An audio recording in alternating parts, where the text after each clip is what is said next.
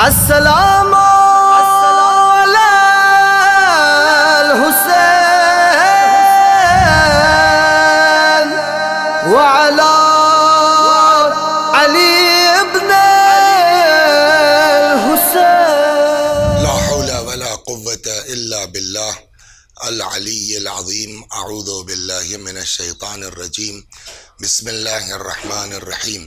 الحمد لله رب العالمين بارئ الخلائق أجمعين باعث الأنبياء والمرسلين، والصلاة والسلام والتحية والإكرام على البشير النذير السراج المنير سيدنا ونبينا وشفيعنا إن شاء الله أبي القاسم محمد. اللهم صل عليه وعلى أهل بيته مظاهر جلالك وجمالك، واللعن على أعدائهم الشاكين فيهم المنحرفين عنهم أجمعين. أما بعد، فقد قال الله تبارك وتعالى وقوله الحق: أعوذ بالله من الشيطان الرجيم. بسم الله الرحمن الرحيم. من كان يرجو لقاء ربه فليعمل عملا صالحا ولا يشرك بعبادة ربه أحدا. صلوات بر محمد وآله.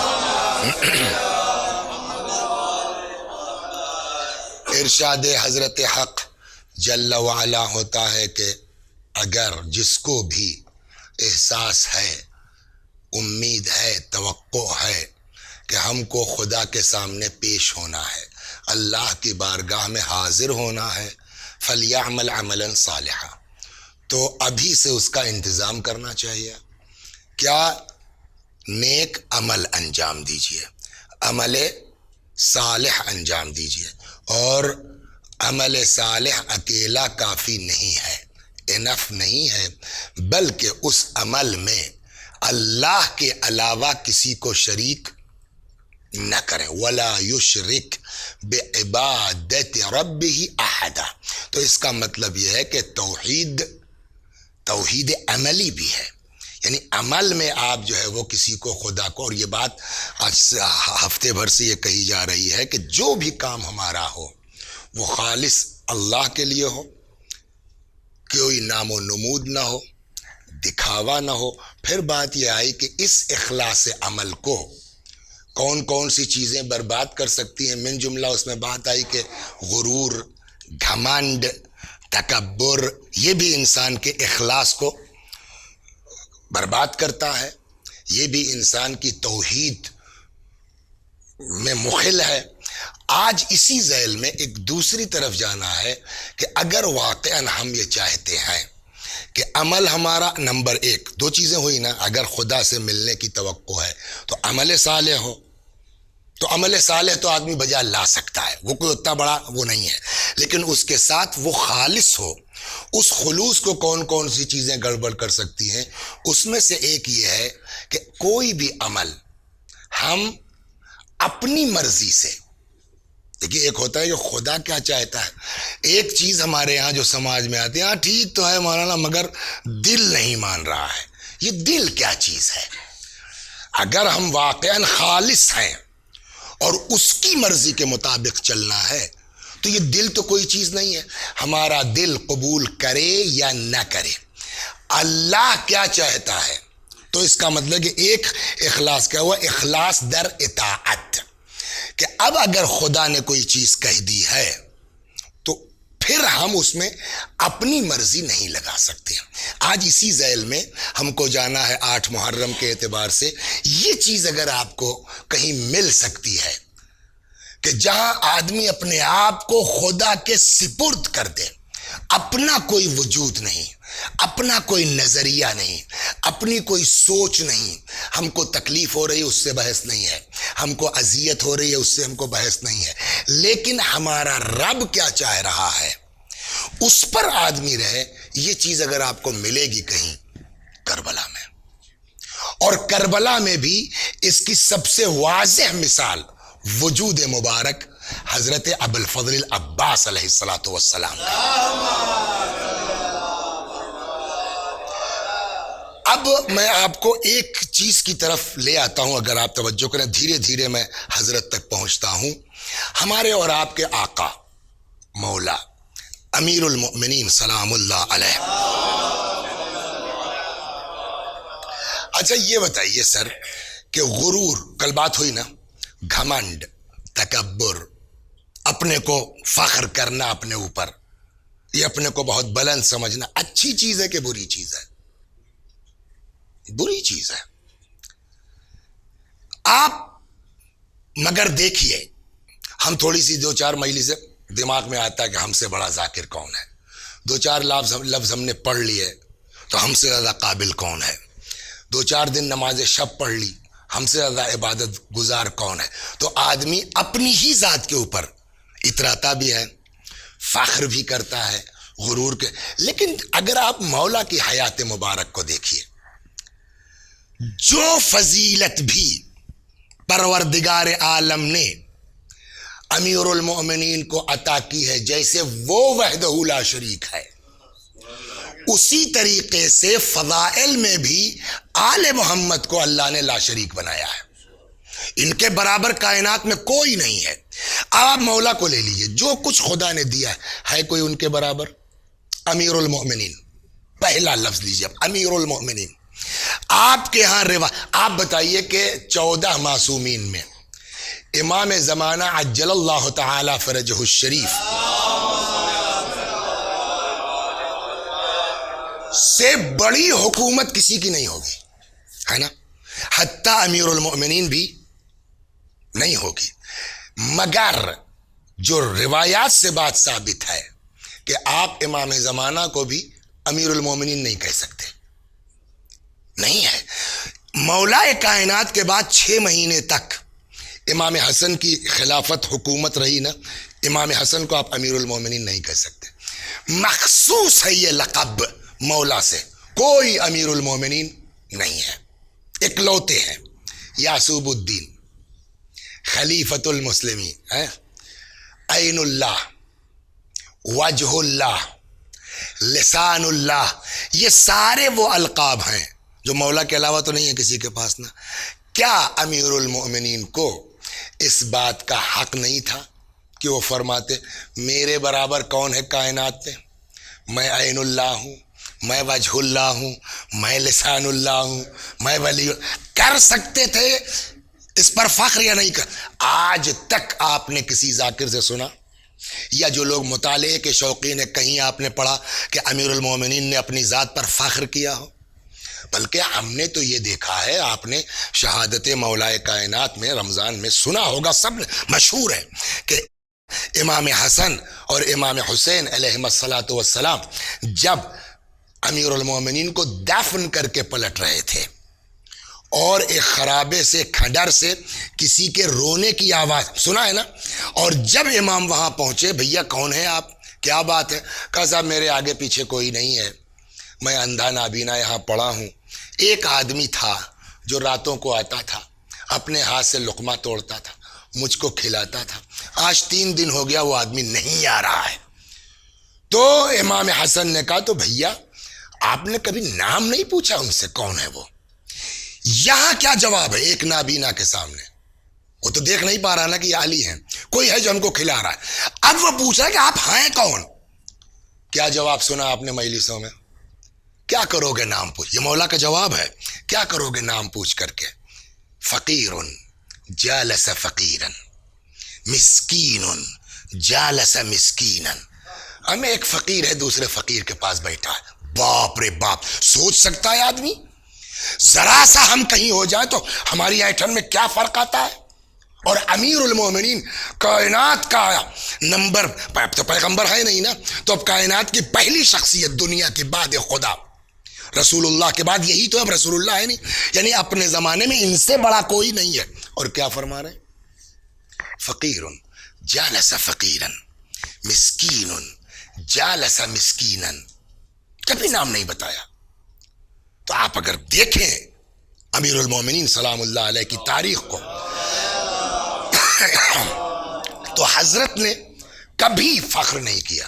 لیکن یہی قابل غور ہے، لیکن ایک جگہ ایسی ہے کہ جس کو اتنے بڑے بڑے عہدے اور القابات سے نوازا گیا، کسی چیز پہ اس نے فخر نہیں فرمایا، لیکن ایک جگہ ہے، وہ کیا ہے؟ وہ قابل غور ہے۔ صلوات بر محمد و آل محمد۔ عجیب ہے۔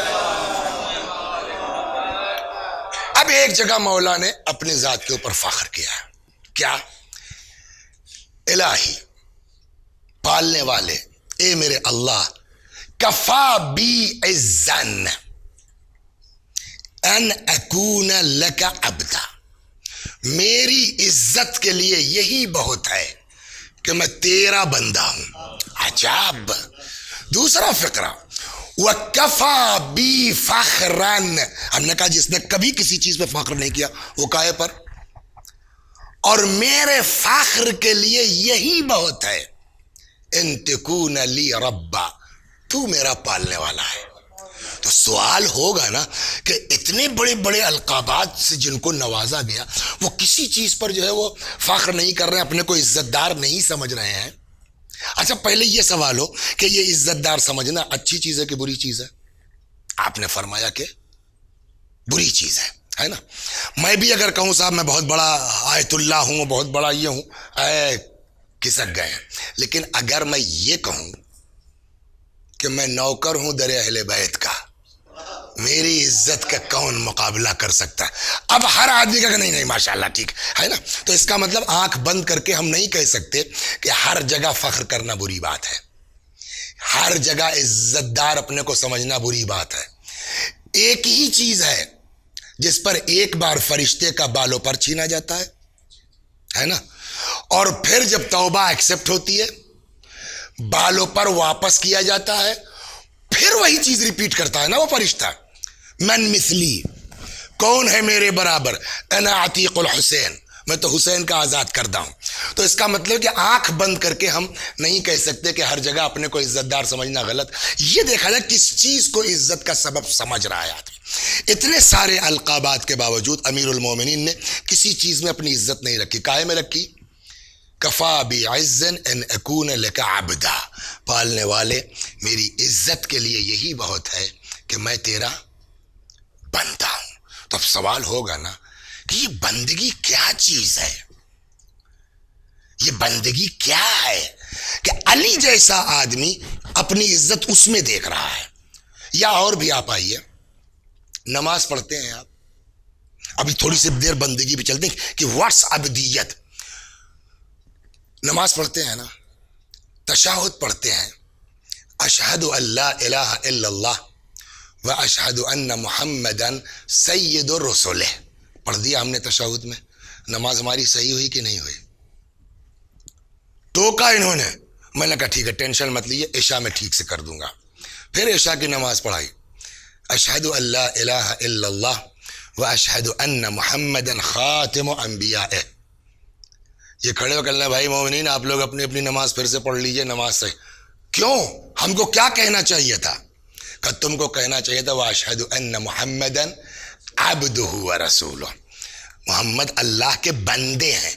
میں نے کہا یار بندے ہونے سے، میں نے پہلے میں کہا کہ سارے رسولوں سے افضل ہیں، سارے رسولوں کے خاتم ہیں، کہ وہ آپ چاہے جو کہیے، نماز اس وقت تک صحیح نہیں ہوگی جب تک عبدیت کا اعلان نہیں کریں گے۔ جس کے صدقے میں دنیا خلق ہوئی، جس کے صدقے میں کائنات خلق ہوئی، لولا کیا لما خلقت الافلاک، آپ نہ ہوتا میں کچھ پیدا ہی نہ کرتا، اس پیغمبر کی اگر بندگی کا اعلان آپ نہیں کریں گے آپ کی نماز نہیں ہے۔ تو اب آدمی سوچ، یا آئیے قرآن میں آئیے آپ، اللہ اکبر، اللہ نے حضرت عیسیٰ علیہ السلام کو بغیر باپ کے پیدا کیا ہے نا، ہنگامہ ہوا، یہاں تک لوگوں نے کہہ دیا کہ بھائی مریم یہ کیا چکر ہے، ما کان ابوک امرأ سوء وما کانت امک بغیہ، نہ تمہارا باپ اس ٹائپ کا تھا نہ تمہارا، یہ کیا ہے؟ فاشارت الیہ، جناب مریم نے عیسیٰ کی طرف اشارہ کیا، جناب عیسیٰ بول پڑے۔ وہ جو عیسیٰ بولے ہیں گہوارے میں، پہلا جملہ کیا ہے؟ فرمایا انی عبداللہ آتانی الکتاب وجعلنی نبیا، میں عبداللہ ہوں، میں اللہ کا بندہ ہوں، مجھے کتاب دی گئی ہے، مجھے نبی بنایا گیا۔ کہہ سکتے تھے نا आतानी अल किताब व जअलनी नबिया व इन्नी अब्दुल्लाह, मगर सबसे पहले अब्दुल्ला कहा, अल्लाह का बंदा, उसके या इब्राहिम। एक पैगंबर वो हैं अंबिया में कि जिनको करीब करीब जितने ओहदे हैं अल्लाह के सब मिल गए हैं। वो कौन है जनाबे? इब्राहिम। नबी हैं, रसूल हैं, खलील हैं, और लास्ट स्टेज में कुरान ने कहा इन्नी जाइलुका लिन्नासे इमामा, अल्लाह तुमको लोगों का इमाम बनाता है। तो ये नबी भी हैं, रसूल भी हैं, इमाम भी हैं, है ना, खलील भी हैं।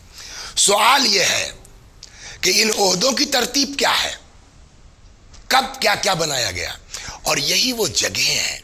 पैगंबर की जो हदीस है ना, इन्नी तारिकुन फीकुम थक़लैन, मैं तुम्हारे दरमियान दो चीज़ें छोड़ के जा रहा हूँ, एक अल्लाह की किताब, दूसरे मेरी इतरत। अगर यह इतरत ना हो तो कितनी जगह है कुरान में कि हमारे पास कोई ऑप्शन ही नहीं है, हम कहीं जा करके जो है वो सोर्स ऑफ नॉलेज ही नहीं है हमारे पास, कौन बताएगा। यहाँ जनाबे इब्राहीम सलामुल्लाह अलैह के ओहदों की तरतीब के सिलसिले में रिवायत आपको मिलेगी। इमाम जाफर सादिक सलामुल्लाह अलैह क्या फरमाते हैं, इन्नल्लाह इत्तखज़ इब्राहीम अब्दन क़ब्ल अन यत्तखिज़हु नबिय्या वत्तखज़हु नबिय्यन क़ब्ल अन यत्तखिज़हु रसूला वत्तखज़हु रसूलन क़ब्ल अन यत्तखिज़हु खलीला वत्तखज़हु खलीलन क़ब्ल अन यत्तखिज़हु इमामा। अल्लाह ने इब्राहीम को पहले स्टेज पे क्या है, इत्तखज़हु अब्दन, अल्लाह ने इब्राहीम को पहले बंदा बनाया कब्ल इसके कि नबी बनाता, नबी बनाया कब्ल इसके कि रसूल बनाता, रसूल बनाया कब्ल इसके कि खलील बनाता, खलील बनाया कब्ल इसके कि इमाम बनाता, है ना। तो ये सारे ओहदे हैं। सबसे पहले खुदा ने क्या दिया उनको, अपना अब्द बनाया। तो इसका मतलब यह है कि फिर अब्दियत हर चीज की बुनियाद है। वहां ईसा ने भी कहा मैं अल्लाह का बंदा हूं, यहां इब्राहिम को इसका मतलब जब तक आप बंदे नहीं बन जाएंगे न नबी बन सकते हैं, न रसूल बन सकते हैं, न खलील बन सकते हैं, न इमाम बन सकते हैं। ये हो गया ना, शर्त हर ओहदे की क्या है, अब्दियत। सवाल, अगर इतने बड़े लोग बगैर बंदा बने नबी और रसूल और खलील और इमाम नहीं बन सकते, हमारी आपकी क्या औकात है? क्या हम उस वक्त तक मुसलमान हो सकते हैं जब तक बंदे ना बन जाएं? क्या हम उस वक्त तक शिया कहे जा सकते हैं जब तक बंदे ना हो जाएं? ये एक चीज हो गई। तो इस एक बात ये 15-20 मिनट में ये समझ में हमारे आपके आई कि मोस्ट इंपॉर्टेंट किसी भी चीज से पहले क्या है, बंदगी। जब तक आपके अंदर बंदगी नहीं आ जाएगी, अब्दियत नहीं आ जाएगी, आप कुछ नहीं हो सकते। आप अपने को आयतुल्लाह समझिए, मौलाना समझिए, बहुत बड़ा शिया समझिए, मौलाई समझिए, मेन चीज है क्या, बंदे बने के नहीं। आप कहा अब अगर बंदे की इतनी अहमियत है अब्दियत की, तो मौलाना व्हाट्स मीनिंग ऑफ अब्दियत, ये तो बताओ कि बंदा कहते किसको है। अब देखिए होता यह है कि ये तरीका इमामों ने भी बताया है। कभी कभी जो है वो आप इल्मी बात 1 घंटे की तकरीर कर जाइए, आप ना आप समझा पाएंगे और मे भी कि ना सामने वाला समझ पाएगा। उसका एक तरीका अहले बैत ने बताया है और जो मजलिसों में भी कारगर है, जो लोग इसको यूज करते हैं वो सक्सेस भी है। क्या बहुत ज्यादा जो है वो आप डीप में जाके समझाने, पब्लिक है ना। इमामों ने क्या तरीका अपनाया, मिसाल से 1 मिनट में मिसाल से आदमी समझ जाता है, क्लियर हो जाता है। मसलन इमाम जो मासूम है, हमारा अकीदा है ना कि इमाम लोग क्या है, मासूम है। ये मासूम की मीनिंग क्या है, पाक, गुनाह नहीं करते। सवाल, गुनाह नहीं करते या गुनाह नहीं कर सकते? इसमत में एक सवाल ये होगा, नहीं करते या नहीं कर सकते? नहीं करते यानी क्या मतलब, इख्तियार है, चाहे तो कर सकते हैं बट। इसीलिए हमारे यहां इस्मत को डिवाइड किया गया है 2 किस्मों पर। एक है इस्मत जबरी और एक है इस्मत इख्तियारी। इस्मत जबरी क्या है कि जहां گناہ کی صلاحیت ہی نہ ہو، گناہ کر نہیں، جیسے فرشتے معصوم ہیں لیکن وہ گناہ نہیں کر سکتے. 2 سال کا بچہ ہے وہ نہیں کر سکتا. 6 مہینے کا بچہ، صاحب ماشاءاللہ 6 مہینہ ہو گیا ہمارے بچے کو پیدا ہوئے، ابھی تک جھوٹ نہیں بولا. وہ کوئی عصمت ہے؟ یہ جبری عصمت ہے، نہیں بول سکتا. لیکن اہل بیت علیہم الصلاۃ والسلام کی جو عصمت ہے وہ بچوں والی نہیں ہے، وہ فرشتوں والی نہیں ہے. ان کو پورا اختیار ہے، کر سکتے ہیں، نہیں کرتے. یہ ہمارا نظریہ. اب یہاں سے دوسرا آپشن آتا ہے، گارنٹی کیا ہے؟ آپ کہتے ہیں کہ ان کے اندر اختیار ہے، کر سکتے ہیں، مگر گارنٹی کیا ہے کہ نہیں کریں گے؟ فرض کیجئے کسی امام کے زمانے میں ہیں آپ، اور امام کی عمر 50 سال کی ہے، تو پچھلی 50 سال کی جو زندگی ہے اس میں تو آپ دعوے کے ساتھ کہہ سکتے ہیں دکھلائیے آپ کوئی گناہ ہمارے امام نے کیا ہو. لیکن آگے جو 10 سال 15 سال بچی ہے، 12 سال 13 سال، اس میں کیا گارنٹی ہے کہ نہیں کریں گے؟ کوئی ضمانت ہونی چاہیے. اب اسی زمانے میں چھٹے امام کے کوئی آدمی ہے، اس کے دماغ میں یہ کیڑا گھوم گیا کہ یار یہ قسمت کیا ہے. وہ امام کی بارگاہ میں آ گیا، اس نے کہا مولا یہ بتائیے آپ گناہ نہیں کر سکتے یا نہیں کرتے؟ حضرت نے کہا کر سکتے ہیں، نہیں کرتے. یہی سوال اس نے کر لیا، گارنٹی کیا ہے؟ یہ کیسے مان لیا جائے کہ آپ نہیں کریں گے تا حیات؟ اب حضرت کیا سمجھائیں اس کو، بولیے کیا سمجھائیں؟ مولا جتنی تقریر کرتے جائیں گے وہ الجھتا جائے گا، اس لیے اس کا بھیجا نہیں ہے نا اتنا بڑا. امام نے بجائے تقریر کرنے کے، یہ مجلسوں میں بھی بہت کارآمد طریقہ ہے یہ مثال والا، حضرت نے اس کو لیا، آ گئے ایک طرف. گٹر ٹائپ کی کوئی چیز تھی، گندگی جہاں بہ رہی تھی، لوگوں کا جو ہے وہ گندگیاں بہ رہی تھی. حضرت نے کہا یہ کیا ہے؟ اس نے بتایا. کہا یہ تم نے کبھی پیا ہے؟ کہا نہیں. پی سکتے ہو؟ کہا بالکل پی سکتا ہوں، اختیار ہے. کہا تو کبھی پیو گے؟ اس نے کہا مولا مر جاؤں گا پیاسا مگر یہ نہیں پی سکتا میں. امام نے کہا گارنٹی کیا ہے؟ یہی سوال تھا نا، گارنٹی کیا کہ نہیں پیو گے؟ اس نے کہا اس لیے کہ اس کی گندگی کا یقین ہے. حضرت نے کہا بس یہی ہمارے یہاں ہے. جیسے تم اختیار کے باوجود یہ کثافت نہیں استعمال کر سکتے اس لیے کہ اس کی گندگی کا یقین ہے، ویسے ہی ہم خدا کی نافرمانی نہیں کر سکتے، ہم کو گناہ کی کثافت کا یقین ہے. 1 منٹ میں اتنا بڑا مسئلہ سالو ہوا یا نہیں ہوا؟ یا ایک چیز ہمارے یہاں اور سوال ہوتا ہے، اور یہ ایک بہت بڑا میجر اختلاف ہے اسلامی فرقوں میں، بندہ اپنے عمل میں مجبور ہے کہ مختار ہے؟ اگر مختار ہے تو پھر یہ کیا ہے کہ صاحب پتہ نہیں ہل سکتا اس کی مرضی کے بغیر خدا کے؟ سوال ہے. اگر ہم نے کہا کہ نہیں مجبور ہے تو پھر ہمارے نماز روزے کا ثواب کیوں اور گناہ کا سزا کیوں؟ بھائی وہ ہم مجبور ہے، اس نے چاہا ہم نے نماز پڑھی، اس نے چاہا ہم نے چوری کی. یہ ایک بہت بڑا میٹر ہے، ہمارا موضوع نہیں ہے، ورنہ ادھر جاتے ہیں. ایک آدھ 2 بڑے لطیفے اس میں ہیں. آدمی آ گیا چھٹے امام کی بارگاہ میں، مولا بندہ مجبور ہے کہ مختار. اب دونوں میں آپ گھنٹے گھنٹے بھر تقریر کیجئے، دونوں کو جواب ملتا رہے گا کہیں نہ کہیں. حضرت نے کچھ نہیں کہا. حضرت نے کہا پیر اٹھاؤ. اس نے پیر اٹھا لیا. کہا دوسرا اٹھاؤ. اس نے کہا مولا نہیں ہو سکتا، گر جائیں گے. کہ بھائی یہی حال ہے، نہ مکمل مجبور ہے نہ مکمل مختار ہے. صلوات بر محمد. اور کیا تو اپنی بات کو پہنچانا آڈینس تک یہ ایک بہت بڑا ہنر ہے، اور اس میں اماموں نے بھی آدمی کو سلیقہ بتایا. کیا تو اس میں بہترین سلیقہ کیا ہوا؟ مثال کے ذریعے سے. اب ہم کو آپ کو یہ بتانا ہے، بچے بھی سمجھ جائیں واٹس میننگ آف عبدیت، بندہ کسے کہتے ہیں. 1 گھنٹے کے اچھا، اور مجلس کا قبلہ بھی تشریف فرمائے. مجلس کا مزاج یہ کہ جیسے ہی ذاکر کو یہ فیل ہوتا ہے کہ میں بات سمجھا نہیں پا رہا ہوں، اپنا ہمارا ویلو ممبر پر آؤٹ آف کنٹرول ہو جاتا ہے. اگر آپ نے محسوس کیا ہے چیخے جا رہے ہیں، پسینہ پسینہ، بہترین طریقہ یہ ہے. اب میں آپ کو صحیح ہے غلط ہے مثال کے طور پر ہے نہیں معلوم، لیکن بات سمجھانے کے لیے بہت بہترین ہے. ہر زمانے میں اسٹیٹس سمبل الگ الگ ہوتا تھا. ابھی کچھ دن پہلے تک اسٹیٹس سمبل ٹیلی فون مانا جاتا تھا، اور یہ صاحب ان کے یہاں لینڈ لائن ٹیلی فون لگا ہوا ہے، اب اس کی کوئی اوقات ہی نہیں ہے۔ اس سے پہلے صاحب ارے فلاں کے پاس موٹر سائیکل ہے، فلاں کے پاس جو ہے وہ ماروتی 800 آ گئی صاحب، یہ 80s کی بات ہے جو نئی نئی آئی تھی۔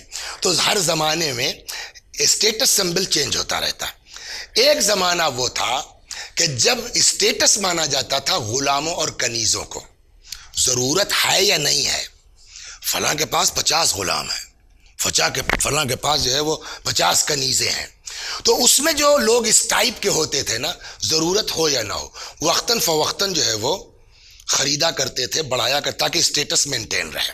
سمجھ میں آ گئی آپ؟ ایک بندہ خدا گیا مارکیٹ بردہ فروشوں کی جہاں غلام بکتے ہیں، اتفاق سے اس کی نظر پڑ گئی بہت کمزور سا دھان پان، یہ بالکل کیا نام ہے ان کا، مولانا جو ہے ہمارے ارشاد عباس صاحب کا، ایک دم ارشاد کی طرح سے دبلا پتلا کمزور سا۔ کہنے بھائی کتنے کا غلام ہے؟ پتہ نہیں کیوں اسی پوچھ لیا، اکثر ہم لوگ پوچھ نہیں لیتے، لینا ہے نہیں لینا، مگر پوچھتے چلے گئے۔ وہ چوکا مثلا 10 کا مال تھا، اس نے کہا 100 روپے لیں گے، تو وہ رک گیا، بھائی ہیں بھائی یہ جتنے کہو 10 میں دلوا دیں ہم، کوئی خاص بات؟ کہا ہاں خاص بات ہے۔ بس مجلس تمام ہو گئی۔ ہاں خاص بات کیا؟ کہ یہ بندگی کا طریقہ جانتا ہے، غلام لینے گئے نا، بندگی کا سلیقہ، وہ بھی تھا جوہر شناس۔ اس نے کہا اگر ایسا ہے تو میں 100 میں لے لوں گا، کہ بسم اللہ سودا ہو گیا۔ اس نے 10 گنا عوض دیا، لے کے آیا۔ میں نے کہا پہلے سے اس کے پاس غلام اور کنیز بہت سے تھے۔ اس نے ایک پرانے غلام کو بلایا کہ یہ نیا غلام جو آیا ہے اس کو لے جاؤ تہخانے میں بند کر دو۔ بند کر دیا گیا، کھانا پینا بند کر دو۔ تو آدمی کو بھوک لگے گی نا، پیاس، کچھ تو فریاد کرے گا، پڑا ہوا ہے، کہ بولو کچھ کہہ رہا، کہ نہیں صاحب پڑا ہوا ہے، کہ جاؤ 2-4 ڈنڈے مارو، پٹائی ہو گئی، چپ چاپ پٹتا رہا۔ کچھ وہ کہنا کہ جاؤ اس کے ہاتھ پیر باندھ دو، شکنجا کسو، کچھ کہا نہ کرنا کہ بلا لاؤ۔ وہ جانچ رہا تھا یہ کتنے بندی ہے ان کے اندر، بندگی، بلا لاؤ۔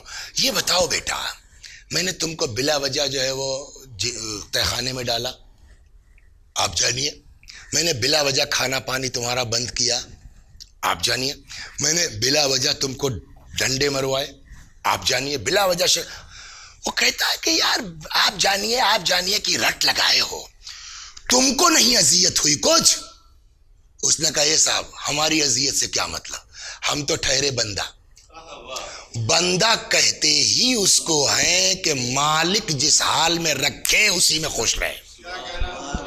اب یہ دیکھیے 1 منٹ میں میٹر سالو ہو گیا نہیں ہو گیا، کہ اب اگر بچے سے بھی پوچھئے واٹس میننگ آف عبدیت، عبد کسے کہتے ہیں، بندہ کسے کہتے ہیں، جواب اللہ کی مرضی میں اپنے آپ کو ڈھال لینا، مالک کی مرضی میں، اللہ چلیے بعد میں آتا ہے، مالک کی مرضی میں اپنے آپ کو ڈھال لینا۔ مالک کون ہے؟ اللہ نا۔ تو اب بندگی کیا ہے؟ نہ اپنی کوئی سوچ ہے، نہ اپنی کوئی، جو اس کی مرضی ہے اپنے آپ کو اس کی مرضی میں ڈھال لینا، یہ ہو گیا۔ اس کی مرضی کیسے ملے گی؟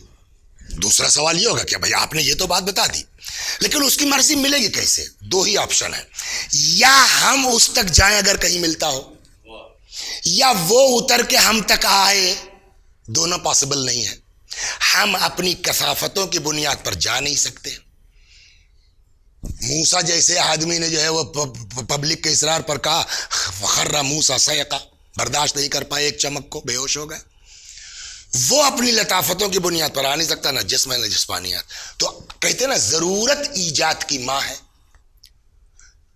تو اب ضرورت ہے ایک میڈیٹر کی، ہمارے اور اس کے درمیان ایک میڈیٹر ہونا چاہیے، ایک میسنجر ہونا چاہیے، ایک پیغامبر ہونا چاہیے، ایک درمیانی رابطہ ہونا چاہیے، لیکن دوسری شرط یہ ہے کہ ہمارے جیسا نہ ہو، ورنہ پھر ہمارے اور اس میں فرق کیا رہ جائے گا۔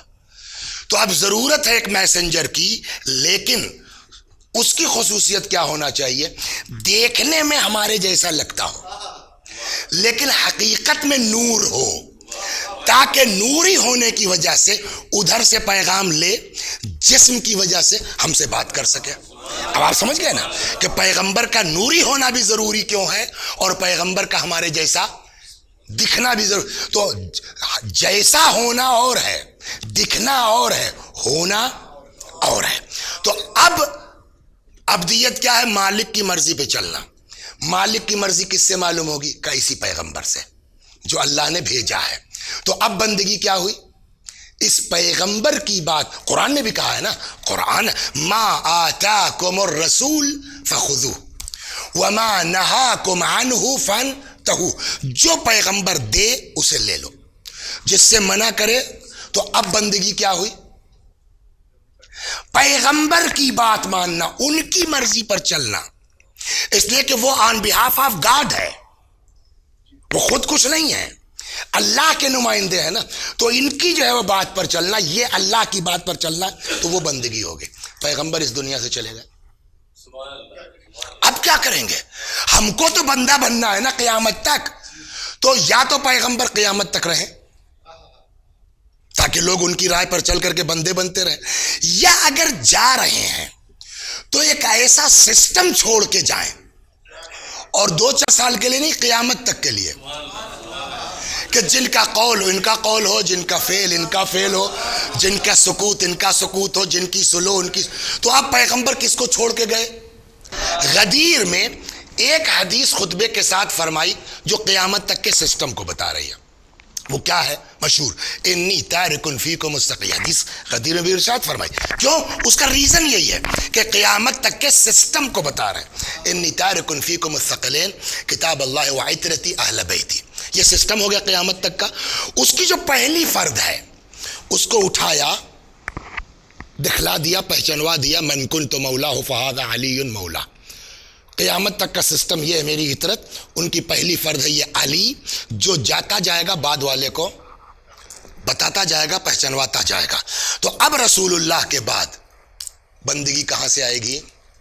کہ یہ جو سلسلہ چھوڑ کے جا رہے ہیں علی کے زمانے میں، علی کی مرضی پر چلنا، یہ اصل بندگی ہے، جہاں اپنی نہ کوئی سوچ ہو. یعنی کیا مطلب؟ اصل بندگی ہے مالک کی مرضی پہ چلنا، جس کے ذریعے مالک کی مرضی آپ تک پہنچ رہی ہے. پیغمبر ہیں تو پیغمبر کے جو ہے وہ اطاعت بندگی ہے. پیغمبر کے بعد امامت کا سلسلہ ہوا ہے تو امام کی بات پر چلنا یہ اصل بندگی ہے. امام کون ہے؟ امیر المؤمنین. اصل بندگی ہے کہ ان کی بات پر چلنا. آپ مالک اشتر کی تاریخ پڑھ لیجئے، سمجھیے. 1 منٹ باقی تھا، ختم ہو جاتا، سب خیمے تک پہنچ چکے تھے نا جنگ صفین میں. امیر المومنین کا پیغام پہنچا، مالک بیک ہو جاؤ. ہم آپ کوئی ہوتے، ارے مولا بس لاسٹ اسٹیج ہے نا، لیکن جنگ تو جیت سکتے تھے، بندگی نکل جاتی. لیکن بندگی یہ ہے کہ مولا کی مرضی کے مطابق چلنا. کیوں؟ اپنا کوئی وہ نہیں ہے. مالک واپس آ گئے. اب مولا کائنات کی شہادت کے بعد اب بندگی کس سے معلوم ہوگی؟ امام حسن، وہ چاہے سلو کریں چاہے جو کریں، آپ کو اگر بندے بنے رہنا ہے تو ان کی مرضی کے مطابق چلنا. امام حسن علیہ السلام چلے گئے. اب بندہ بننے کے جو ہے وہ راستہ کیا ہے؟ کہ حسین امام وقت ہے، ان کی مرضی پر اپنے آپ کو چلانا. اگر اس عنوان سے دیکھیے آپ، جو میں نے کہا تھا کہ کچھ چیزیں وہ ہیں کہ کربلا نہ ہونا تو تھیوری تو آپ بیان کر سکتے ہیں، پریکٹیکل نہیں بتا سکتے آپ، وہ کربلا میں ملے گی. امام حسین کون ہے؟ وہ نمائندہ پیغمبر ہیں. اب ان کی اطاعت اصل بندگی ہے. آپ دیکھیے کربلا میں کیسی اطاعت کرنے والوں نے اطاعت کیا. اب آئیے کربلا میں آپ، اور یہی وجہ ہے آپ زیارت پڑھتے ہیں نا سر. حضرت عباس علیہ السلام کے القاب میں سے ایک لقب کیا؟ عبد صالح. زیارت پڑھتے ہیں نا، السلام علیکہ ایھا العبد الصالح. یہ عبد صالح کیوں؟ اتنے لوگوں میں کیوں عبد صالح حضرت عباس کو ملا ہے؟ جواب وہی ہے کہ عباس نے اپنے وجود کو ضم کر دیا تھا امامت میں. خود ہماری ذات پر کیا بیت رہی ہے ہم سے مطلب نہیں ہے، ہمارا مولا کیا چاہ رہا ہے. دیکھیے فطرت یہ ہے، بچوں کی فطرت یہ ہے. میں اپنے گھر میں دیکھتا ہوں، آپ لوگ بھی محسوس کرتے ہوں گے، بچوں سے اس سے مطلب نہیں ہوتا جب تک نہ سمجھ ہیں، چھوٹے ہیں. ہمارا باپ کون ہے، ہمارا چچا کون ہے، وہ یہ دیکھتے ہیں کہ ہمارا کام کس سے ہوگا. یہ بچوں کا مزاج ہے. اس کو اگر ایک کاپی بھی لینا ہے اور اس کو یہ پتا ہے کہ میرا باپ 50 طرح کا سوال کرے گا، چچا سے بات کرے گا، انکل کاپی، خود تمہارا باپ وہ ہے، کہا ہم کو پتا ہے کہ کام ان سے آسانی سے ہوگا، ہے نا۔ کربلا میں یہ جو بچے تھے، آج 1400 برس کے بعد، ہے نا، 1382 سال ہو رہے ہیں کربلا کو نیئر اباؤٹ، اتنے دنوں کے باوجود ہم کو یہ پتا ہے کہ پوری کربلا میں امام کو چھوڑ کر کے، امام کا تو کسی کے مقام، حضرت عباس علیہ السلام سے بہادر کوئی آدمی نہیں تھا، ہے نا۔ تو بچوں کو اگر امید ہوگی کسی سے پیاس بجھنے کی تو وہ کس سے ہوگی؟ یہ بات قابل غور ہے یا نہیں؟ تو وہ کس سے ہوگی؟ جواب عباس سے۔ اب جب عباس سے توقع ہے تو یہ خالی کوزے پیالے لے کے بچے کہاں جائیں گے؟ عباس کے پاس نا۔ اور اب آپ تاریخ پڑھیے، عباس کب گئے ہیں میدان میں پانی لینے کے لیے؟ تو یہ تو 8 محرم سے چل رہا ہے نا، 7 محرم سے۔ چلیے صاحب ہلکا ہلکا تو 9 تک تو آ کے شدت چھوڑیے، 9 10 کو مانیے گا آپ، 10 کی صبح سے تو بچے بلک رہے ہیں۔ کیسا کلیجہ ہے حضرت عباس کا؟ سوال ہے یہاں کہ بچے بلک رہے ہیں، تڑپ رہے ہیں، پیاس پیاس پیاس، اور آپ بیٹھے ہیں ہاتھ پہ ہاتھ رکھ کے، الیاذ باللہ معاذ اللہ استغفر اللہ۔ وہ کون سا کلیجہ تھا جو حضرت عباس سلام اللہ علیہ نے برداشت کیا؟ مان سکتے ہیں آپ؟ لیکن تاریخ یہ کہتی ہے کہ نہیں صاحب، وہ تو آخر میں گئے۔ مولا کیسے برداشت کیا آپ نے؟ بچے بلک رہے ہیں، جواب کیا ہوگا؟ تاریخ تو پڑھو۔ کس نے کہا کہ عباس بیٹھ کے تماشا دیکھ رہے تھے، معاذ اللہ برداشت کر رہے تھے؟ کہ پھر اب جو تاریخ کہتی ہے، آپ پہنچ گئے۔ حضرت ابو الفضل سلام اللہ علیہ نے عاشور کے دن کربلا میں کنویں کھودے ہیں، شاید پانی نکل آئے، شاید پھاوڑا چلانا پیاس کے عالم میں آقا آسان کام نہیں ہے۔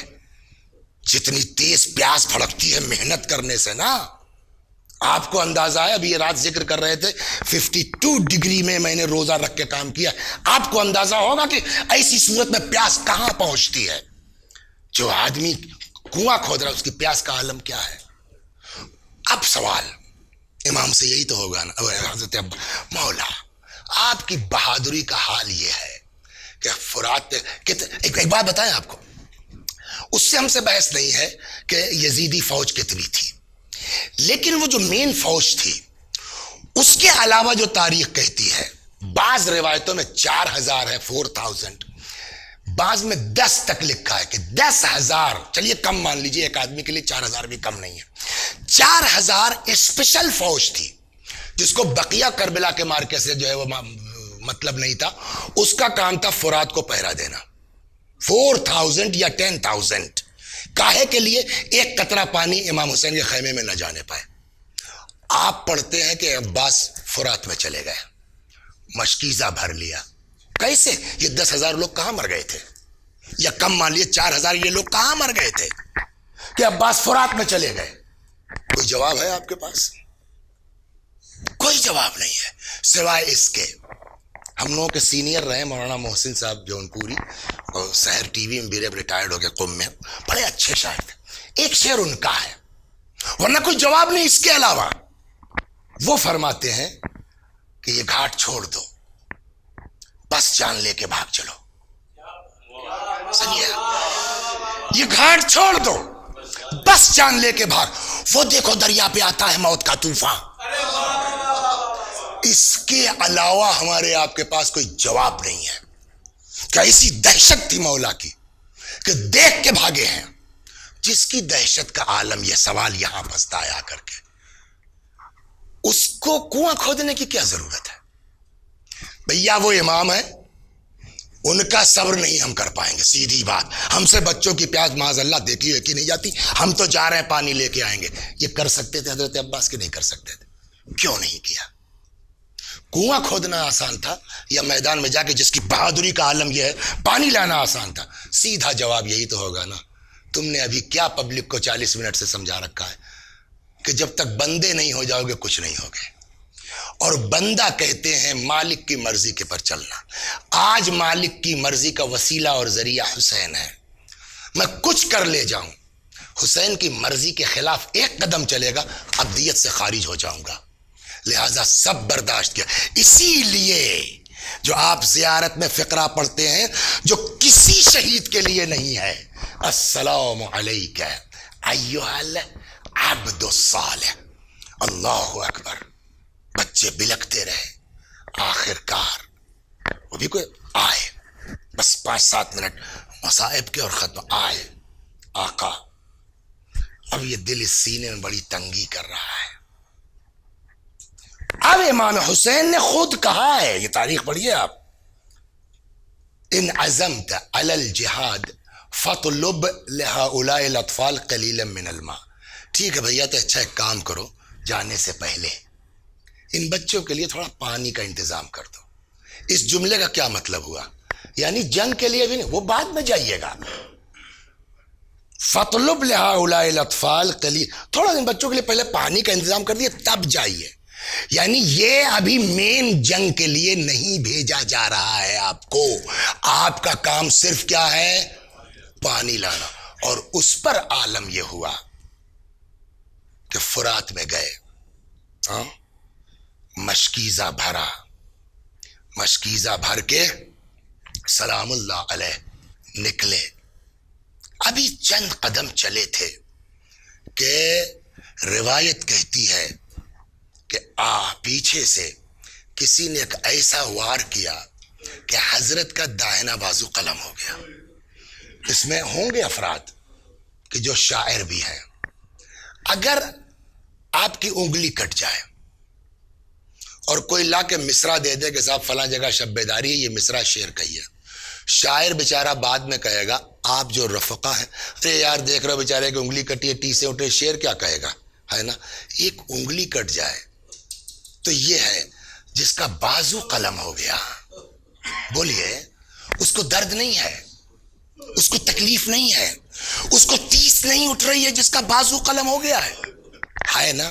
لیکن کمال یہ ہے, ادھر داہنا بازو قلم ہوا, ادھر عباس نے امام کی شان میں شعر کہنا شروع کیا. اور شعر ایسا ہے کہ کوئی بھی سننے والا یہ کہہ سکتا ہے ایکسٹمپور ہے. بازو کٹنے کے بعد شعر کہا ہے, یہ پہلے کا نہیں ہے. اس لیے کہ شعر بتا رہا ہے کیا ہے. ادھر داہنا بازو قلم ہوا, فرماتے ہیں واللہ ان قطعتم یمینی انی احامی ابدا عن دینی.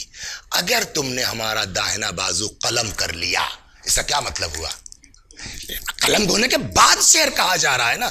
یہ کتنی بڑی چیز ہے واقعی نظر آدمی. واللہ ان قطعتم یمینی انی احامی ابدا عن دینی وعن امام صادق الیقینی نجل النبی الطاہر الامینی. خدا کی قسم اگر تم نے داہنا بازو قلم کر لیا ہے, میں اپنے امام کی حمایت کرتا رہوں گا. میں اس امام کی حمایت کرتا رہوں گا جس پر میرا سچا عقیدہ اور یقین ہے, جو اس نبی کی نسل میں ہے, جو طاہر ہے اور امین ہے. شعر پڑھتے جا رہے ہیں امام کی شان میں, بڑھتے جا رہے ہیں کہ اتنے میں کسی ملعون نے وار کیا, حضرت کا بایاں بازو قلم ہو گیا. پھر ویسے ہی شعر شروع کیا, یا نفس لا تخشی من الکفار. بڑھتے جا رہے ہیں. ایک مقصد تھا صرف حضرت کا, نہ ان کو اپنے بازو کا احساس ہے, نہ درد کا احساس ہے, نہ تکلیف کا. کسی صورت سے امام نے کہا ہے بچوں کے لیے پانی لا دو. سب بھول چکے ہیں, ہم کو تیر پڑ رہا ہے, بدن چھللی ہو رہا ہے, ہم کو کوئی مطلب نہیں اس سے. ایک مقصد ہے پانی پہنچ جائے. اس چیز کو دشمن نے بھانپ لیا, پانی تو نہیں پہنچنا چاہیے. اب کیا کیا ان لوگوں نے, مشکیزوں کو نشانہ بنانا شروع کیا. پانی نہیں رہے گا, جا کے کیا کریں گے. اور چلتے چلتے ایک ایسا تیر آیا, مشکیزے میں لگا, عباس کی آس ٹوٹ گئی. اب جا کے کیا کرو گے. وہ ذات, یعنی واقعی اس کو کہتے ہیں نا, وہ شخصیت جو کتنی تیزی کے ساتھ جا رہے تھے خیمے کی طرف, جیسے یہ ہوا کہ پانی تو نہیں ہے, جا کے کیا کرو گے, واپس ہو گئے فرات کی طرف. تھوڑا سا بڑھے تھے. یہاں پر میں 2 مصائب پڑھتا ہوں جو حضرت نے خواہش کی ہے 2 منٹ میں, اور آپ کی زحمت تمام کرتا ہوں. زمین پر آ گئے, آواز دیا اخا ادرک اخا. امام حسین علیہ السلام کے کان میں حضرت عباس کی جو آواز پہنچی, آ گئے. بیٹھ گئے. اب یہاں میں نے کہا 2 مصائب میں پڑھتا ہوں حضرت عباس کے. خود انہوں نے خواہش کی. ایک کوئی ذاکر تھے جن کا نام تھا سید کاظم. کیا؟ ان کا کوئی دوست ہے. اس نے آ کے کہا کاظم میں پیغمبر ہوں, عباس کی طرف سے پیغام لے کے آیا ہوں. کیا؟ کہ حضرت نے کہا ہے کہ کاظم سے پوچھو, کہو میرے مصائب کیوں نہیں پڑھتا. تو کاظم نے کہا یار تم تو سنتے رہتے ہو. میں نے کہا حضرت سے کہ ہاں وہ پڑھتا ہے. حضرت نے کہا سخت ترین مصائب کیوں نہیں پڑھتا. کاظم تڑپ گئے, کل جلدی بتاؤ میرے مولا نے کیا کہا ہے. کہا آقا نے فرمایا میرے ذاکر سے خالی اتنا پوچھ لینا کہ جب کوئی سوار گھوڑے سے گرتا ہے زمین پر ہاتھوں کو ٹیک دیتا ہے, ارے جس کے جسم میں ہاتھ نہ ہو جس کے جسم میں ہاتھ نہ ہو وہ کیسے گھوڑے سے زمین پر آیا ہوگا. یہ ایک. اور دوسری زحمت ختم آپ کی. امام حسین سلام اللہ علیہ جب آئے نا, بھائی کے سر کو آغوش میں رکھ لیا, اور اتنی محبت تو شاید ہی کہیں بھائی بھائی میں آپ کو نظر آئے گی نہیں ہے. اس لیے کہ یہ جملہ جو ہے نا جو امام حسین نے کہا حضرت عباس کے لیے کسی کے لیے نہیں کہا. کمر ٹوٹ گئی والا, سر رکھ لیا زانو پر اور باتیں کر رہا. کوئی خواہش ہے, کچھ کہنا چاہتے ہو؟ ہاں بولیے. لاش مت لے جائیے گا خیمے میں. یہ غیرت, لاش مت لے جائیے گا خیمے میں. کیوں؟ کہ آپ ہی تو کہتے تھے نا تم فوج کے سردار ہو. بیویاں سردار کی لاش دیکھ کے برداشت نہیں کر پائیں گی. اور دوسری وجہ یہ ہے مولا کہ میں نے بچوں سے پانی کا وعدہ کیا تھا, میں نہیں چاہتا بغیر پانی کے میری لاش بھی بچوں کے سامنے چلے. ابھی یہ باتیں ہو رہی تھی کہ اتنے میں حضرت عباس نے دوسری خواہش کا اظہار کیا. کیا؟ کا ایک آنکھ میں خون ہے, دوسرے میں تیر ہے, میں آپ کو دیکھ نہیں پا رہا ہوں, تھوڑا سا اگر یہ صاف کر دیتے نا خون, چلتے چلتے آپ کی زیارت کر لیتا میں. قم جیسی جگہ ہے, کوئی ذاکر منبر پر پڑھ رہا ہے, اس نے یہی بات پڑھ دی. کوئی بزرگوار تھے, انہوں نے فرمایا کہ بیٹا ایسی روایتیں مت پڑھا کرو جس کی سند ضعیف ہو. وہ بیچارہ چھوٹا تھا, اس نے کہا جی حضور. جنہوں نے ٹوکا تھا بس تمام ہوئی مجلس. وہ خود کہتے, کتاب کا نام ہے چہرے درخشان ہے قمر بن ہاشم, اس میں یہ ہے داستان. خود خواب میں دیکھا حضرت تشریف لائے ہیں, اور جنہوں نے ٹوکا تھا ان سے کہتے یہ بتاؤ تم کربلا میں تھے, تم کو پتا ہے تیر والا قصہ کیا ہے؟ میں بتاؤں؟ جی مولا. کہا جب میرے دونوں بازو قلم ہو گئے, بس سن لیجیے اور زحمت تمام, جب میرے دونوں بازو قلم ہو گئے کہ اچانک آن کے آنکھ میں ایک تیر لگا. اگر ہاتھ ہوتا تو نکال لیتا آدمی. پہلے سر کو جنبش دی, نہیں نکلا. میں نے ترکیب نکالی, سر جھکا کے زانو سے دبا کے سر اٹھا لوں کہ نکل جائے. اتنے میں پیچھے سے ایک گرز کسی نے وار دیا, عباس کا سر پھٹا, زمین پر تشریف لائے. ابھی یہ باتیں کر ہی رہے تھے کہ اتنے میں حضرت عباس نے ایک ہچکی لی اور روح نکل گئی, بس تمام ہو گئی. پتا ہے آپ کو وہ امام جو اتنے پیار سے عباس سے باتیں کر رہے تھے, بھیا کوئی خواہش ہو تو بتاؤ, بھیا کوئی. جیسے ہی عباس کی روح لکھ لی, جو روایت میں منظر لکھا ہے, کہتے ہیں سر رکھ دیا زمین پر, کھڑے ہو گئے, آسمان کو تکتے تھے, کمر پہ ہاتھ, اور 1-2 بار نہیں, روایت کہتی بار بار مولا اٹھتے تھے, آسمان کو تکتے تھے اور اپنے آپ کو عباس کے لاشے پہ گرا دیتے تھے, اور یہی جملہ بار بار دہراتے تھے, بھیا کمر ٹوٹ گئی, بھیا تدبیر کی ساری راہیں مسدود.